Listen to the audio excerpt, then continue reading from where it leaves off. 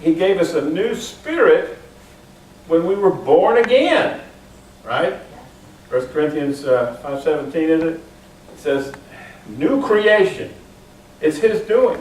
Where is it? Is it in your back pocket? Is it in a safe deposit box? It's in you. Right?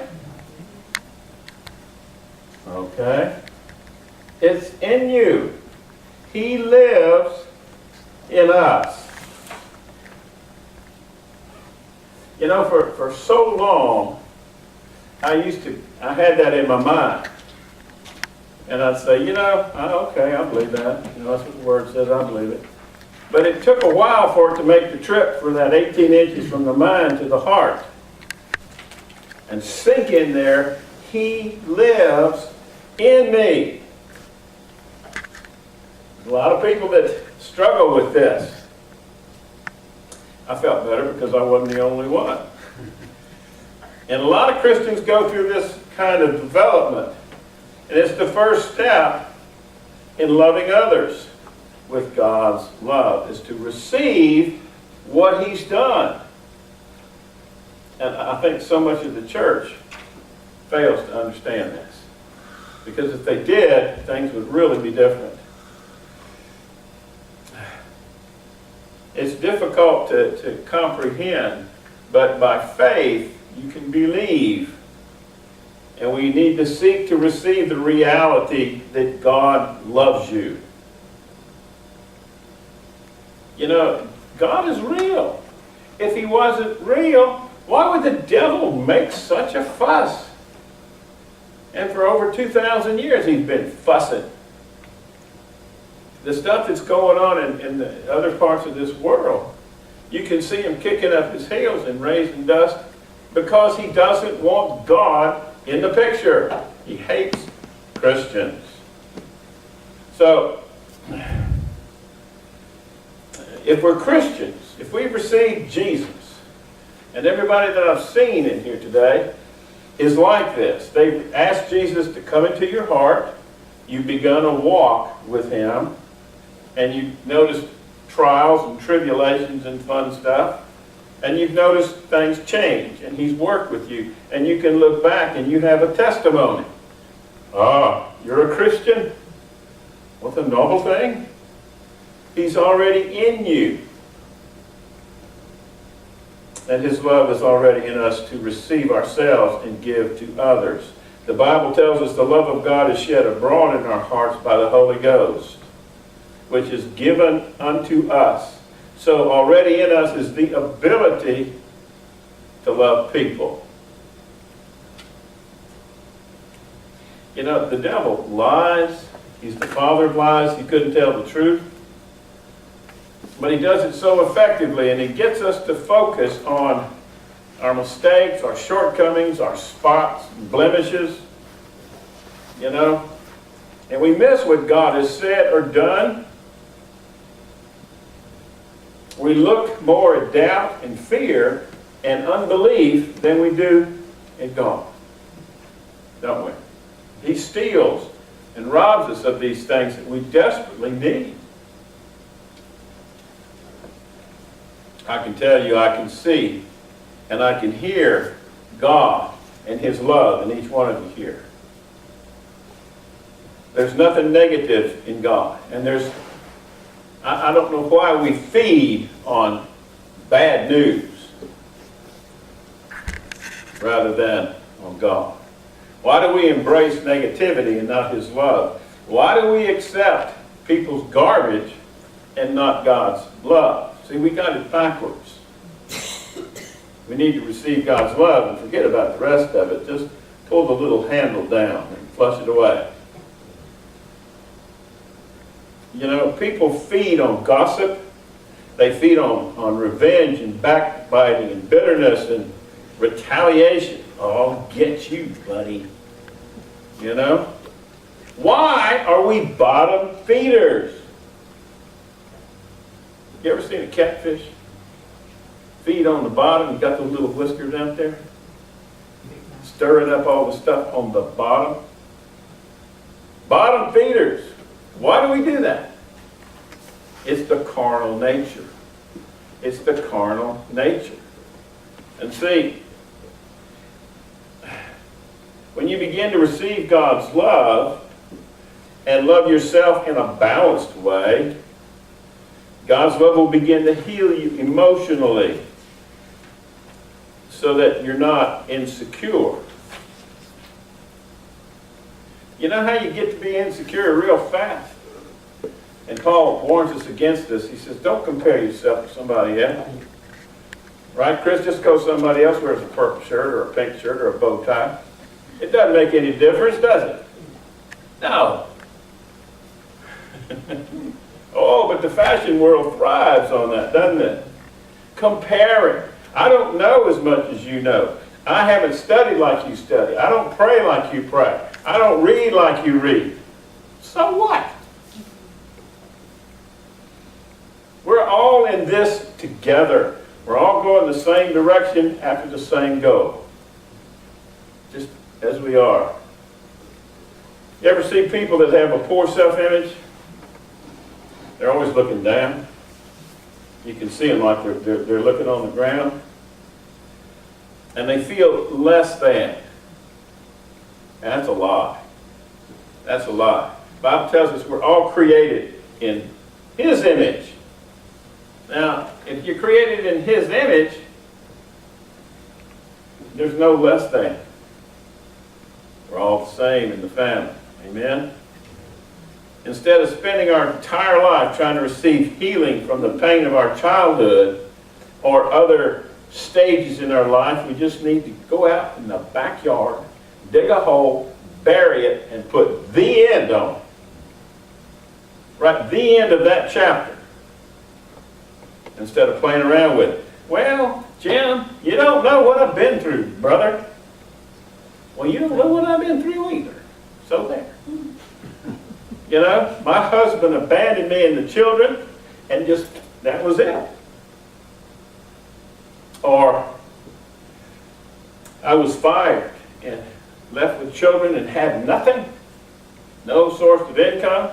Nothing. Just bills and people harassing me and couldn't get a way out.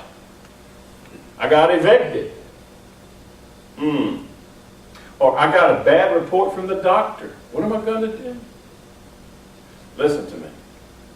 Don't you know? Don't you know who's living in here? Don't you know who's on the inside of you? If you're a Christian, don't you know Jesus is in here? Do you think He's just in there for a ride? Take me to heaven with you when you go, Jim. Well, I sure hope you're leading me. He's in there because He has started a good work, and we can be confident of this good work until He finishes it. Right?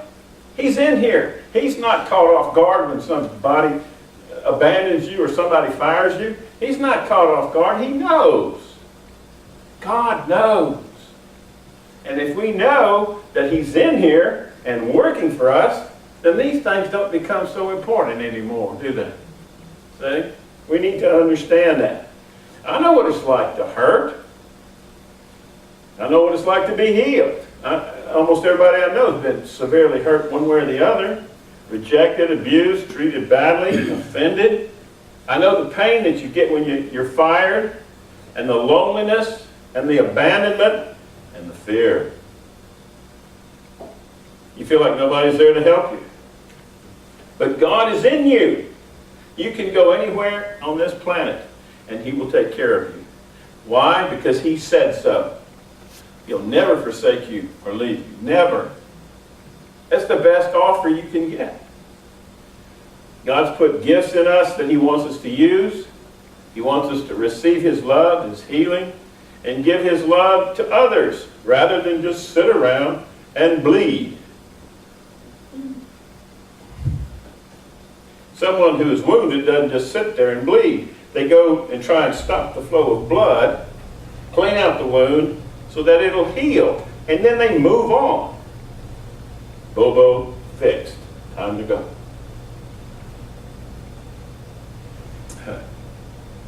If you don't receive healing from past emotional wounds, you'll never be strong enough to deal with fresh wounds that may come your way. Have you ever noticed that when the devil discovers a weakness in you, how he'll pound on that thing? He'll find that button and he'll just lean on that thing. And you're going, God, you're in here, you know, stir around a little bit. Wake up, help me. You ever do that? And the Lord tells us in His Word, He won't let that booger do that any longer than you can bear it. But He's teaching you. He's showing us things. I was reading back there an article from Voice of the Martyrs, how people are just being slaughtered over there, martyrdom.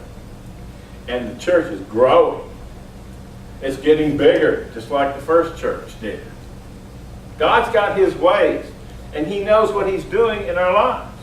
We need to trust Him. Amen? He doesn't promise you tomorrow, but He's going to get you through today.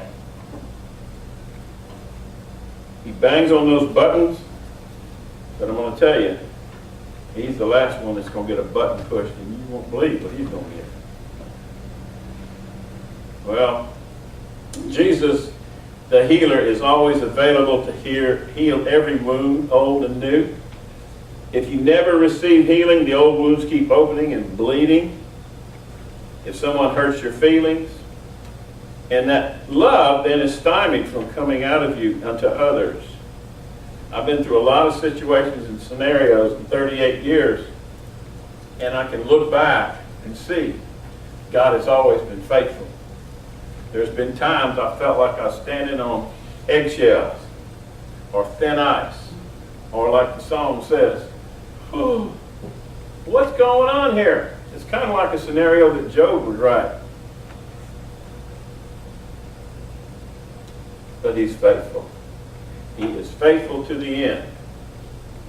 And He can be trusted. If you can't get past these old wounds, then you're not going to be able to release the love that God has put in you. And that's what He puts it in there for you.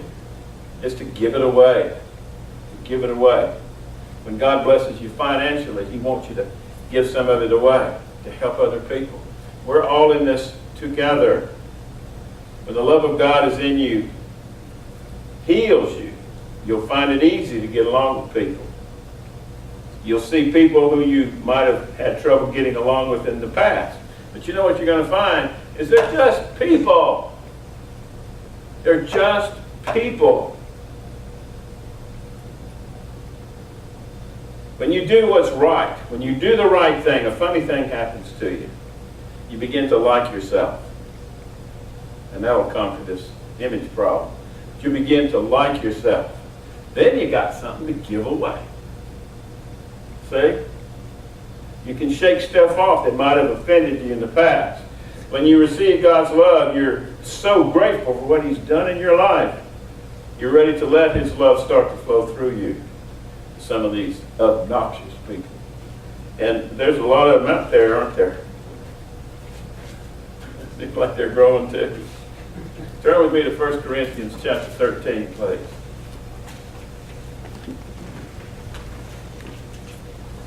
I'm amazed at people in this church how God has just done some miraculous things for you.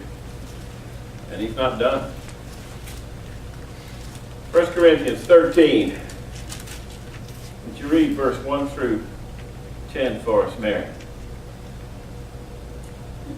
Though I speak with the tongues of men and of angels and have not charity, I become as sounding brass or a tinkling cymbal. And though I have the gift of prophecy and understand all mysteries and all knowledge, and though I have all faith so that I could remove mountains, and have not charity, I am nothing. And though I bestow all my goods to feed the poor, and though I give my body to be burned, and have not charity, it profiteth me nothing. Charity suffereth long, and is kind. Charity never envieth not.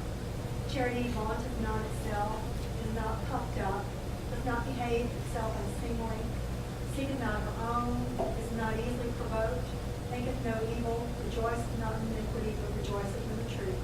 Beareth all things, believeth all things, hopeth all things, endureth all things. Charity never faileth. But whether there be prophecies, they shall fail. Whether there be tongues, they shall cease. Whether there be knowledge, it shall vanish away. For we know in part, and prophesy in part. But when that which is perfect is come, then that which is in part shall be done away. Thank you. Receiving and expressing love is important, it says in the Bible, because without it, we are nothing. You can also say we are nothing. You can say that's a useless nobody. We can help people with the gifts. We can speak with the tongue of men and angels, but if we don't have love, we become a noisy gong. You know what a noisy gong is to me? It's that obnoxious sound when you get in your car and you get ready to take off and it just goes off. You have to fasten your seatbelt. Ding, ding, ding, ding, ding. Yeah. It's an irritating, frustrating gong. And that's what we sound like when we try and do things for people without love. You like that analogy, Jude? Yeah. If we don't have love, we are a useless nobody. Well, how do you love then? In verse 4 it says, love is patient, kind, it's not jealous, doesn't brag, it's not arrogant, doesn't act unbecomingly. This is how you behave. Put this into action. Instead of getting angry, you become peaceful. See? Instead of being ridiculous and sad, you become joyful. Give away the love that's in God in you. It takes God doing this through you for it to work. It's agape love. You understand what I'm saying? It's His love that's in us. And it takes Him to do that. But it takes us understanding to let it go. So love is action. It's action. It's not theory or talk, but deeds. I've said for years, if preaching could have gotten it done, we would have been out of here 2,000 years ago. I've just never seen so many words flying around. Oh, it's incredible, the words. And I wonder sometimes, I watch people on TV or in society, and I just, where do you get all those words? Then when you're done, you walk away scratching your head. What did he say? See? It's action. Love is action. It's not just talking. It's doing something. It's not a horrible struggle. It's simply being good to people. Lord knows there's enough evil going on and enough hard things, you know? Practice righteousness. Start examining your life and seeking God more about your love walk, about your attitude, your thought life, what you say, how you treat people. How kind are you to people? What are you doing for people? How are you treating people who aren't treating you very nicely? That's the fun part, right? Change your direction if you haven't been spending enough time focusing on how you act and sound, how you treat people, what you do for others, and your expression of God's love to them through joy, peace, patience, goodness, and kindness. Break that evil. That's how you do it. How we handle ourselves among unbelievers is very, very important. You can't walk around talking about Jesus all the time and then act like a reprobate.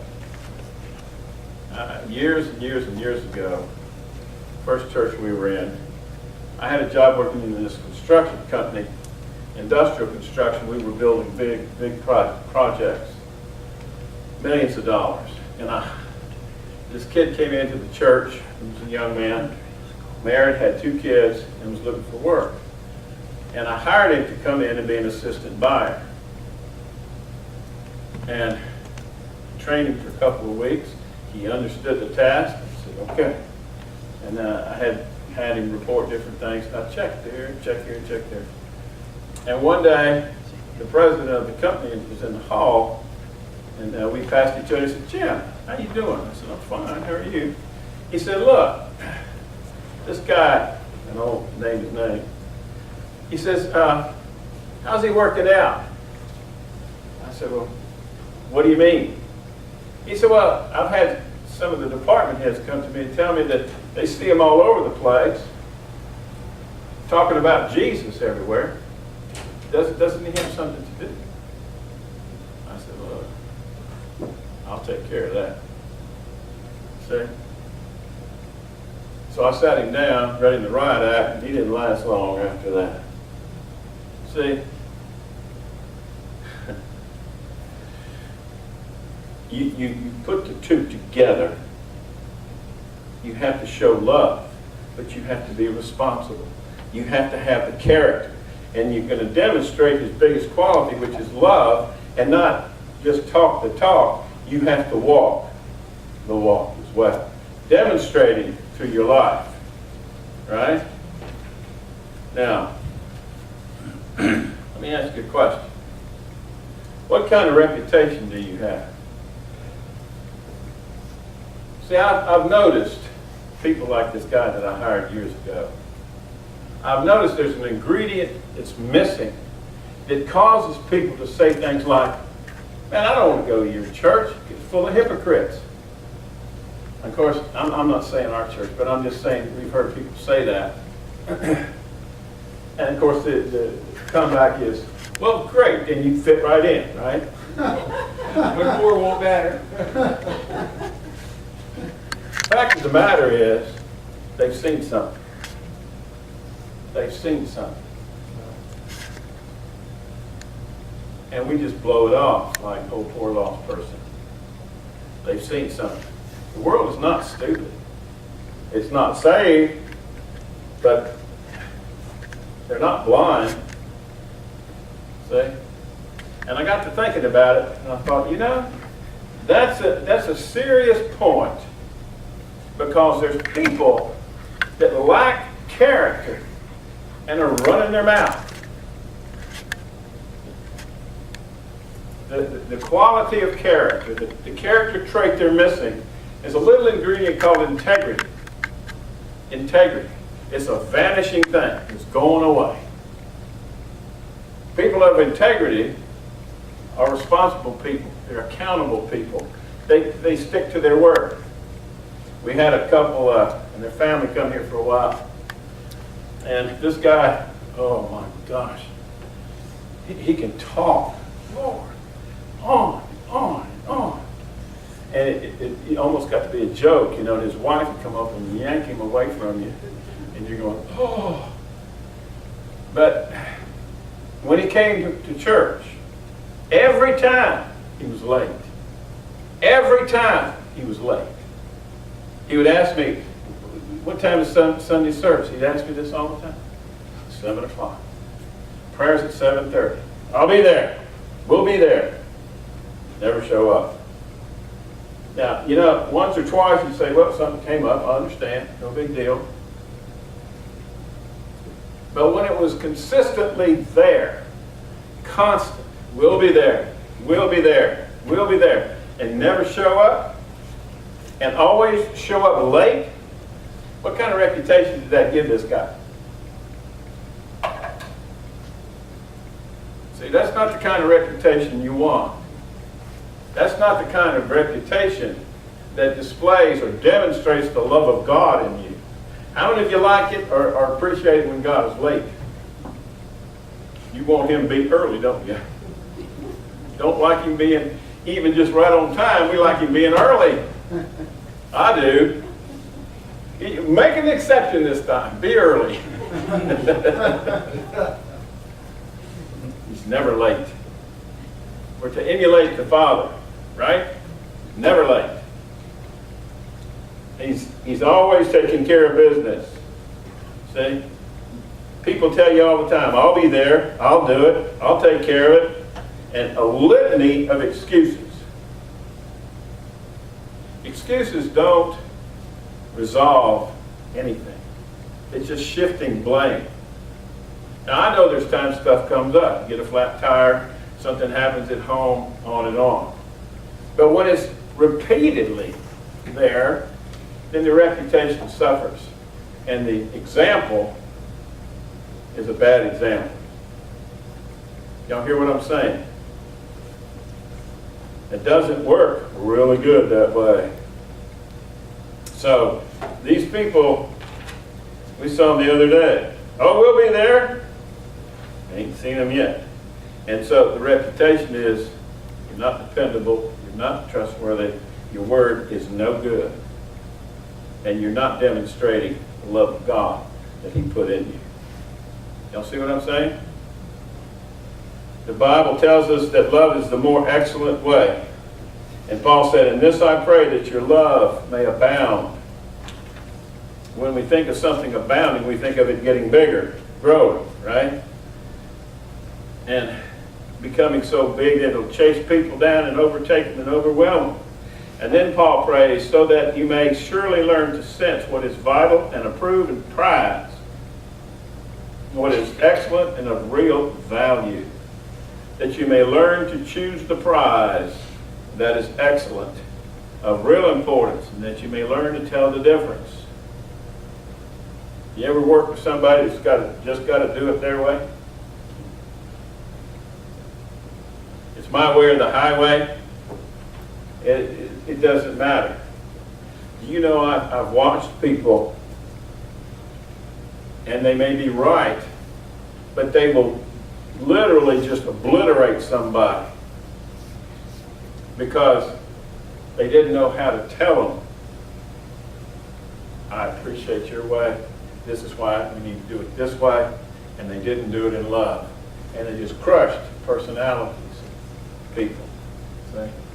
That's not doing it in love. You have to do these things in love. And so many people think it's the corporate ladder kind of scenario. It's not. To abound in love is the most excellent thing we can do. See, that comes first. Being right or wrong, it's not that critical. If you're right, then prove your point and do it in love. You have to rebuke somebody, do it in love. We can't be an excellent person and not walk in love. And we can't walk in love and not be an excellent person. How can we say we're walking in love if we're not treating people excellently?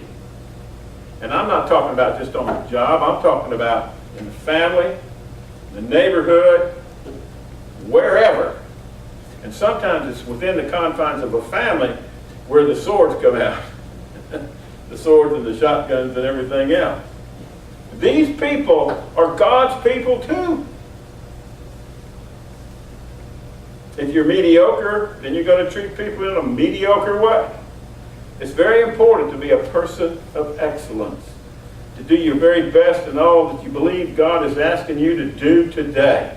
And if it's not very much, then do very, very little well. Just do it in excellence. The Bible tells us Daniel was a man of excellence. And because of this, the king wanted to promote him. The good news is God is not expecting us to give anything to anybody that He hasn't given to us. How else could He do that? He equips us to do what He asks of us to do. The last scripture is in Philemon. Philemon. Philemon is the book right before Hebrews. Y'all remember Philemon.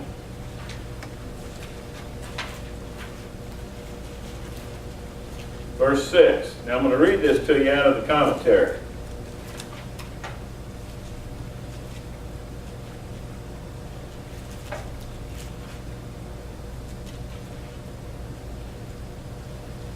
In verse 6, he's talking about the sharing of your faith. It means the practical kindness which Philemon showed to others. We can share our faith not only by preaching Christ, but also by feeding the hungry, clothing the destitute, comforting the bereaved, relieving the distressed. Paul prayed then that Philemon's life be a life of benevolence would lead many to acknowledging that his good deeds came from Christ Jesus within. He knew it wasn't Philemon. Even though Philemon was a slave, he said he could be released from that because of his kindness. There's tremendous power and influence in a life where the love of God is manifest. You just want to be around people like that. You've seen some of them on television. Ravi Zacharias is a guy like that. You just open your mouth, man. I want to hear what you got to say. I know you've been in the throne room, you know? There's certain people like that.